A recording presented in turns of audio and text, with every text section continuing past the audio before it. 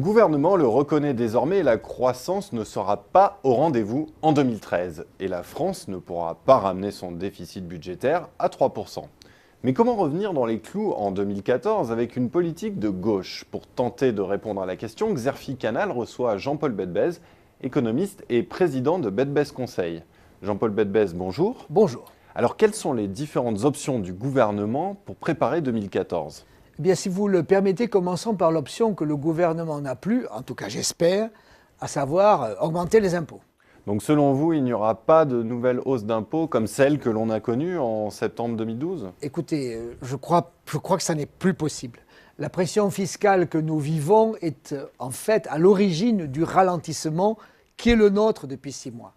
Passer à l'acte pour revenir à l'équilibre budgétaire, cela passe nécessairement aujourd'hui par une réduction de la dépense publique. Mais alors comment faire et surtout par où commencer ? Eh bien, depuis quelques mois, on voit des experts qui se réunissent par groupe pour chercher à réduire le nombre de normes, par exemple. On en compte 400 000 et il s'agit de savoir combien sont utiles. On voit aussi d'autres groupes de travail qui traquent les dépenses inutiles ou les subventions qui n'aident pas. Oui, c'est une première étape, somme toute, assez logique. Tout ceci est bel et bon. Tout ceci est bien présenté au début, mais on verra quand même assez vite que derrière les normes dites inutiles, il y a des fonctionnaires bien vivants. Derrière les subventions qui créent des effets pervers, il y a aussi d'autres fonctionnaires tout aussi vivants. Il faut donc s'attaquer à la réduction de la fonction publique avant de s'attaquer à la réduction de la dépense publique. C'est ce que vous êtes en train de nous dire. Oui, cette réduction a d'ailleurs été entamée et elle passe par une modernisation de l'État. Et le gouvernement ne va pas avoir d'autre choix que de continuer. Mais il va falloir aller au-delà, on le voit, des gels d'indices ou de certains non-remplacements de fonctionnaires qui partent en retraite. Mais alors, dans quelles administrations peut-on vraiment réduire le nombre de fonctionnaires ? Réponse toutes. Toutes les administrations vont devoir, si vous me permettez, se serrer la ceinture. Cette même question des économies va toucher les régions, va toucher la carte administrative du pays, les départements, les communes. Tout cela, c'est la modernisation de l'État, sans oublier les dépenses de santé. Mais le gouvernement va faire face à une explosion sociale. D'abord, ces réductions de la dépense publique sont indispensables. Nous ne pouvons pas vivre avec ce poids de la puissance publique qui représente 10% de plus sur notre budget par rapport à l'Allemagne, et c'est ce qui explique à l'heure actuelle nos difficultés. Mais comment la gauche peut-elle faire passer la pilule ? Eh bien, il faudra qu'elle s'implique. Il va falloir qu'elle explique qu'il faut arrêter des activités peu utiles, voire négatives pour la croissance. Il faudra qu'elle organise en même temps des transferts massifs d'activités vers le privé, de nouvelles responsabilités, et de manière générale qu'elle modernise, je me répète, pardonnez-moi, profondément l'appareil public.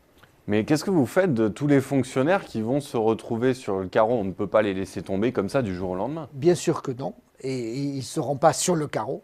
Le gouvernement va devoir organiser des formations pour permettre à certains fonctionnaires d'aller vers d'autres activités publiques ou travailler dans le privé, s'ils le veulent, notamment pour des activités délégataires de services publics. Oui, donc tout cela va demander énormément de temps. Oui, nous devons nous trouver du temps. Nous sommes face à deux types de tensions sociales et politiques.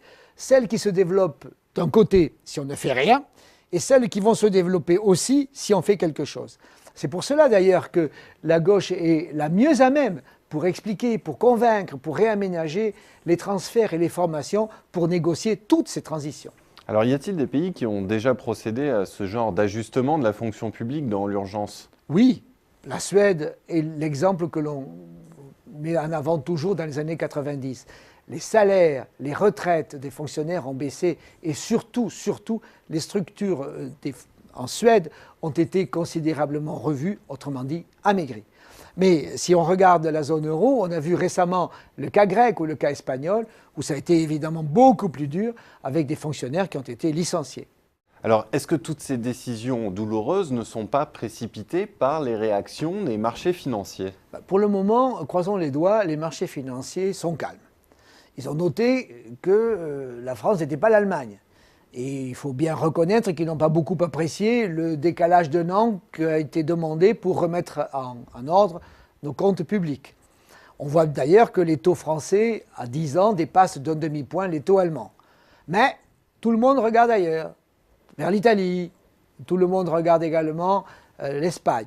Et par rapport à la France, on a quand même des lieux d'interrogation sur la dette sociale française, la CADES, les régions et les hôpitaux. Vous êtes donc en train de dire que l'accalmie va être de courte durée? Très courte durée. On ne pourra pas regarder toujours ailleurs, il faudra bien regarder ce qui se passe ici et regarder fondamentalement la croissance. Encore une fois, la gauche peut plus aisément que la droite moderniser l'État, expliquer ce qui se passe, montrer ce qu'il nous faut faire, c'est indispensable pour éviter les drames. Ça ne sera pas facile, mais on peut justement éviter les drames. Jean-Paul Bedbez, merci pour cet éclairage.